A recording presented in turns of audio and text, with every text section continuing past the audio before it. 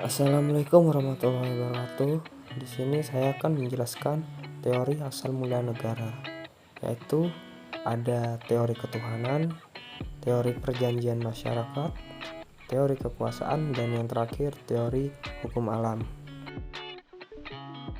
Yang pertama yaitu teori ketuhanan. Teori ketuhanan ini juga sering disebut sebagai teokrasi. Melansir situs Kementerian Pendidikan dan Kebudayaan atau Kemdikbud, teokrasi meyakini jika negara terbentuk karena kehendak Tuhan. Fredericius Julius Stahl menjelaskan jika negara bisa tumbuh secara perlahan dan bermula dari keluarga, bangsa, dan akhirnya menjadi suatu negara. Teori ini meyakini jika suatu negara terbentuknya negara lebih karena kehendak Tuhan dibandingi perjuangan maupun revolusi. Negara monarki umumnya percaya jika suatu negara terbentuk karena kedaulatan Tuhan. Contohnya negara Inggris. Prinsip kedaulatan Tuhan bukan hanya pada perihal teori terbentuknya negara, namun juga pada landasan moral dan hukum dalam pemerintahan. Yang kedua yaitu teori perjanjian masyarakat. Teori perjanjian masyarakat juga dikenal sebagai teori kontrak sosial. Artinya suatu negara terbentuk karena adanya perjanjian antar masyarakat. Jean-Jacques Rousseau menjelaskan jika keadaan masyarakat sebelum terbentuknya negara adalah hidup secara individual, bebas, dan sederajat. Namun, masyarakat tidak bisa bahagia dan merasa aman karena terus ada serangan dari luar masyarakat tersebut. Hingga akhirnya masyarakat membuat kesepakatan atau kontrak sosial untuk mendirikan sebuah negara. Secara tidak langsung, kekuasaan sebuah negara berada di tangan rakyat, karena rakyat yang menentukan pemimpin serta wakil rakyatnya. Negara tidak dapat bertindak semena-mena, karena harus mengikuti batasan yang telah ditetapkan masyarakat.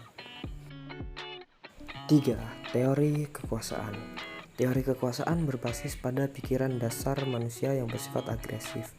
Sifat yang membawa manusia meronta terus-menerus untuk meraih kekuasaan dengan menjajah kaum lemah. Sifat agresif inilah yang membawa naluri manusia bangkit dan membentuk institusi negara. Oleh karena itu, kekuatan adalah dasar negara. John Bodin, Oppenheimer, dan Chris James adalah ahli filsafat yang memegang dan menyokong teori kekuasaan di masa modern ini. Yang keempat yaitu teori hukum alam. Teori hukum alam menjelaskan bahwa negara lahir karena adanya kekuasaan alam yang berlaku di setiap waktu dan tempat, serta bersifat universal dan tidak berubah. Beberapa filsuf yang menjadi tokoh pemikir teori ini adalah Plato, Aristoteles, Santo Agustinus, dan Thomas Aquino. Para pemikir teori ini mempunyai pandangan bahwa antara negara dengan alam mempunyai sebuah keterikatan.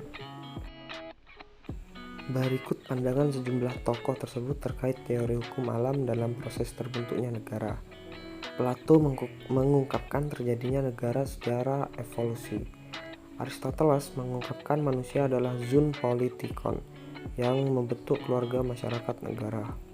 Santo Agustinus mengungkapkan terjadinya negara karena suatu keharusan sebagai penebus dosa atau perbuatan manusia. Thomas Aquino mengungkapkan bahwa negara merupakan lembaga alamiah yang diperlakukan manusia untuk menyelenggarakan kepentingan umum.